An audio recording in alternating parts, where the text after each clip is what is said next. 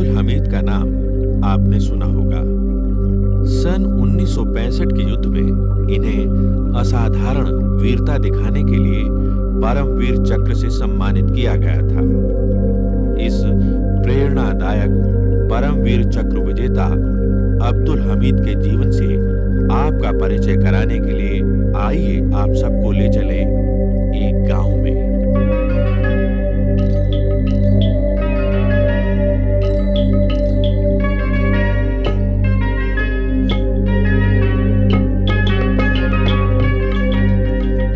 ये है गांव धामपुर, उत्तर प्रदेश के गाजीपुर जिले में बसा छोटा सा गांव।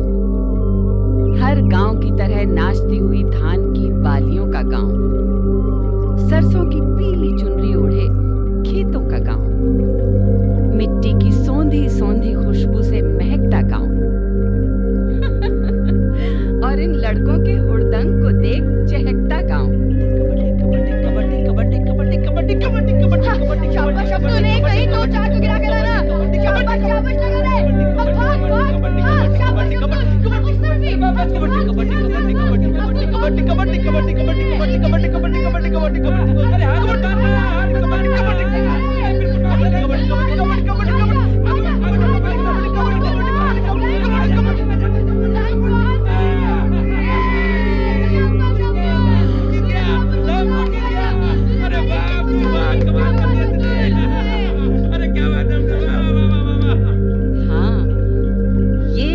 अब्दुल हमीद का गांव।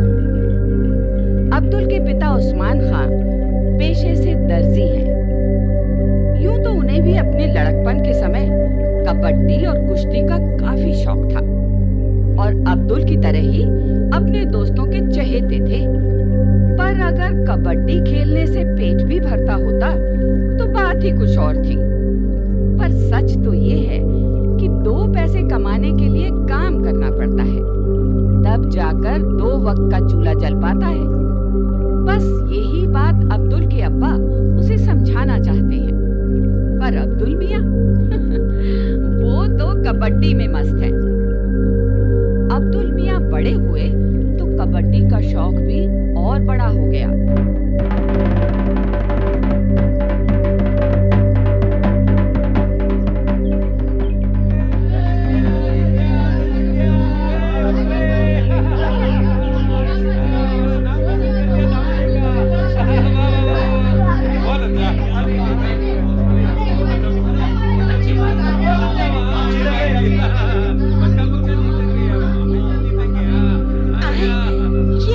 कैसी? अब्दुल की अब्बा, आस पड़ोस में किसी का निगाह भी नहीं है। फिर ये ढोल जानती हो अब्दुल की अम्मी, हमारे साहबजादे आज सुबह अखाड़े गए थे तो लगता है फिर कोई कुश्ती या कबड्डी का मुकाबला जीत कर आ रहे हैं। अरे अरे बेगम, अरे देख क्या रही हो? अरे जाओ, देखो दरवाजा खटखटा रहे हैं। अरे देख क्या रही हो? जाओ। हाय अल्लाह, ये क्या इतना शोर?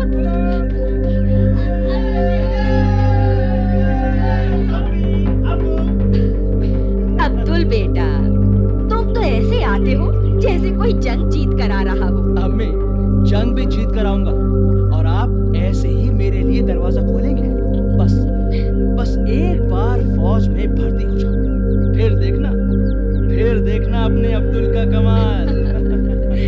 बेटा, फौज में भर्ती होना कोई खाला जी का घर नहीं है, बहुत मेहनत करनी पड़ती है। हाँ, कुछ खाने को दो ना, बहुत तेज भूख लगी है। अरे बेटा, तू हाथ मुंह धोकर आ, मैं तब तक तेरे और तेरे अब्बू के लिए खाना परोसती हूँ। अच्छा।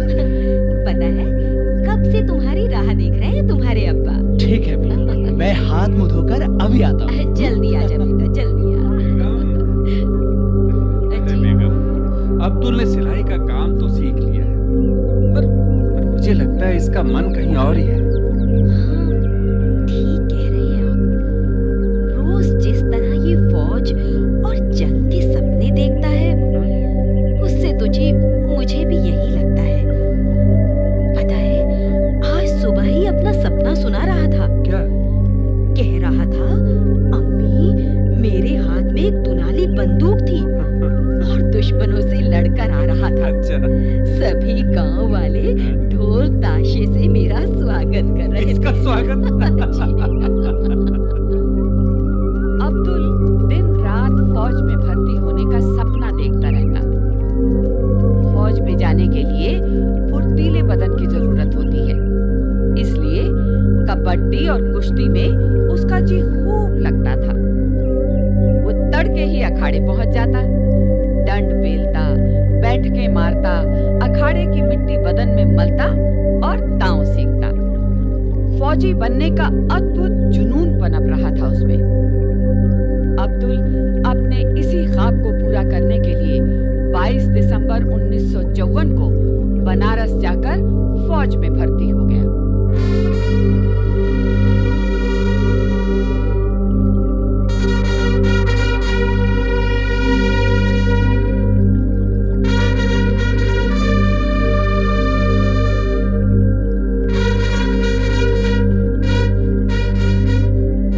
वो अपने अम्मी अब्बू को बराबर खत लिखता रहता।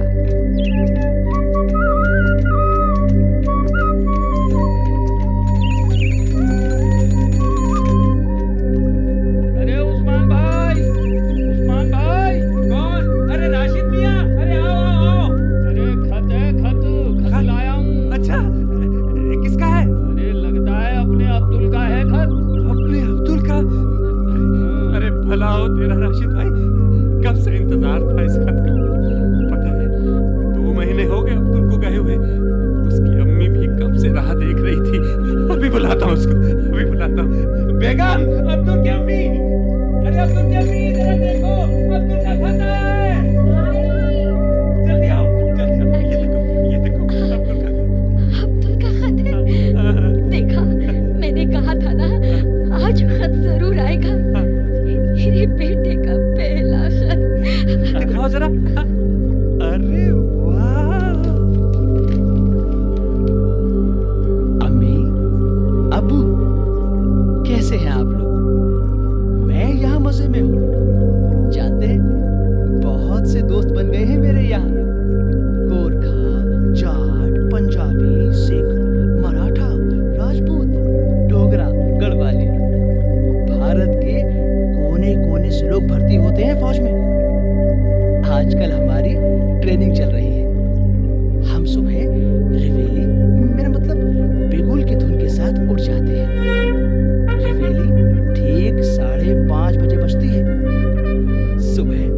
सुबह सबसे पहले पीटी होती है, जिसमें हम खूब कसरत करते हैं। और फिर मिलता है गरम गरम नाश्ता, जो काफी स्वादिष्ट होता है। पर अम्मी, आपके हाथों से बने खाने का तो कोई मुकाबला नहीं। सच अम्मी, बहुत याद आती है आपके हाथों के बने हुए गरम गरम चाय की। फिर नाश्ता करने के बाद होती है परेड।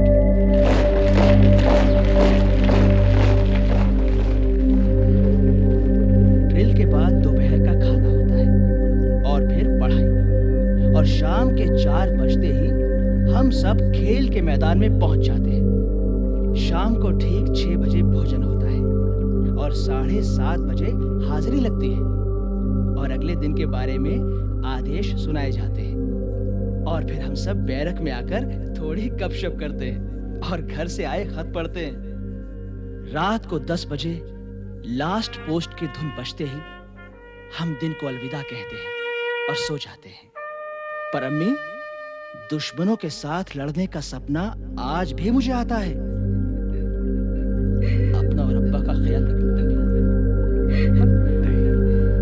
मेरी चिंता बिल्कुल मत करना, बिल्कुल मत करना। आपका अब्दुल को अपना सपना पूरा करने का मौका जल्दी ही मिला। ये बात है सन 1962 की। हमारे देश पर चीन का हमला हुआ।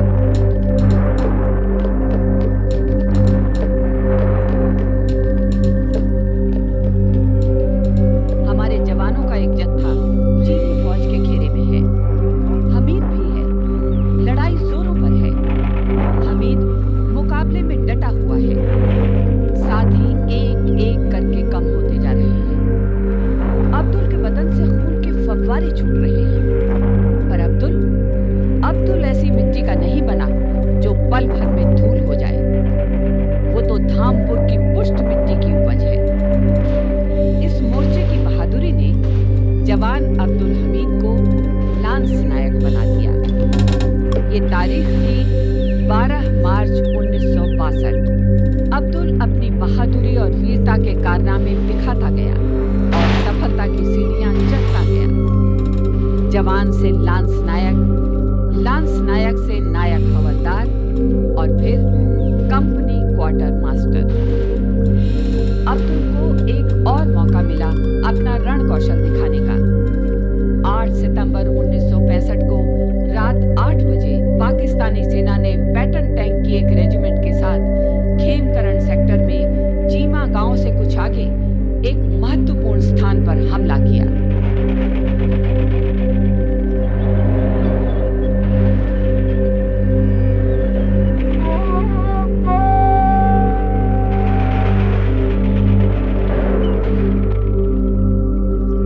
इस आक्रमण से पहले शत्रु की तोपों ने भारी गोलाबारी की। शत्रु के टैंक 9 बजे तक भारतीय अग्रिम पंक्तियों में घुस आए। तब स्थिति की गंभीरता को समझते हुए गन टुकड़ी के commander company quarter master Abdul Hamid शत्रु की भीषण गोलाबारी तथा टैंक फायर की उपेक्षा करते हुए जीप पर रखी अपनी तोप के साथ बगल वाली पोजीशन की ओर बढ़े।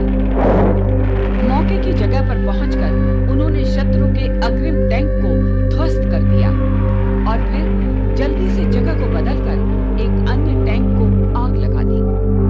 पाकिस्तानियों को अपने इन टैंकों पर बड़ा नाज था। इन फौलादी टैंकों द्वारा सब कुछ रोनते हुए भारतीय सीमा में घुसने का उनका हौसला भी बुलंद था। पर यह हौसला भारतीय वीरों के सामने पस्त हो गया।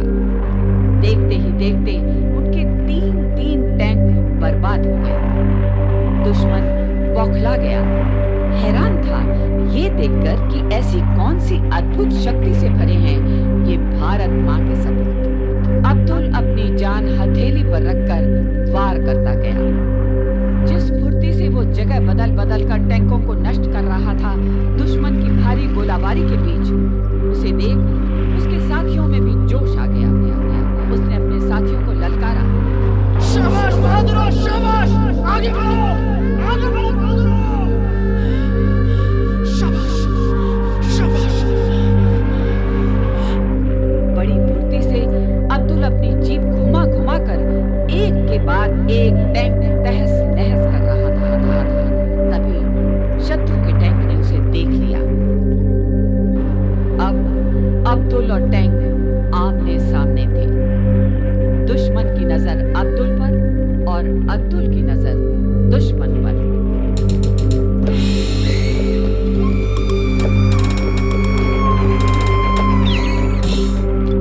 तभी दोनों तरफ से उसकी जीप पर धुआंधार गोलाबारी होने लगी।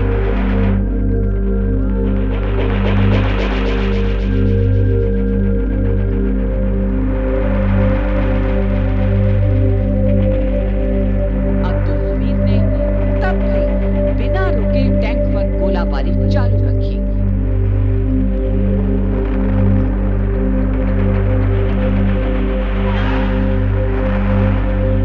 उसी समय कोई चीज उसके सीने से टकराई। उसे दर्द का कोई एहसास नहीं हुआ।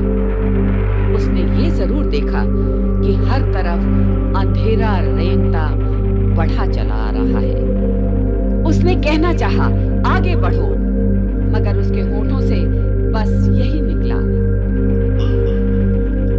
अल्लाह।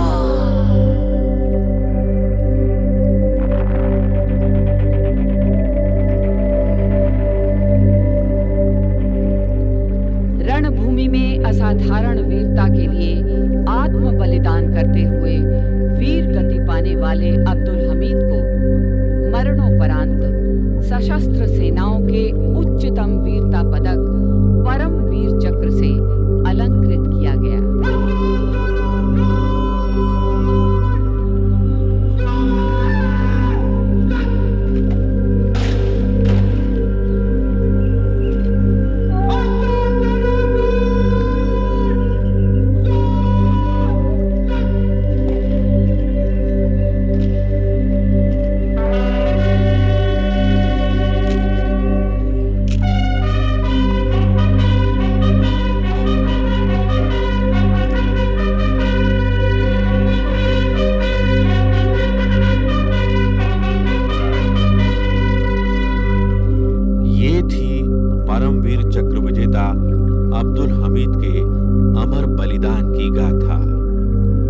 जिसे हम सदा याद रखेंगे, सदा याद रखते हैं।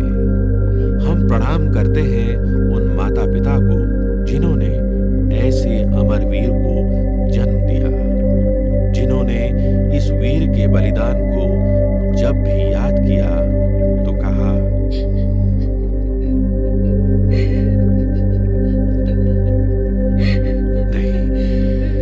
नहीं बेगम, नहीं बेगम, यही ख्वाब तो उसका पीछा कर रहा था।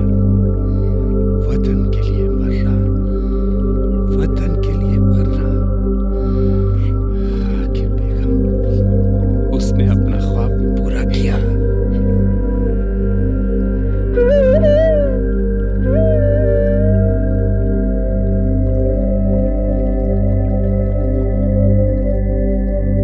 धन्य है ऐसे माता पिता, धन्य है अब्दुल हमीद। सीमा प्रहरी तुम्हें प्रणाम,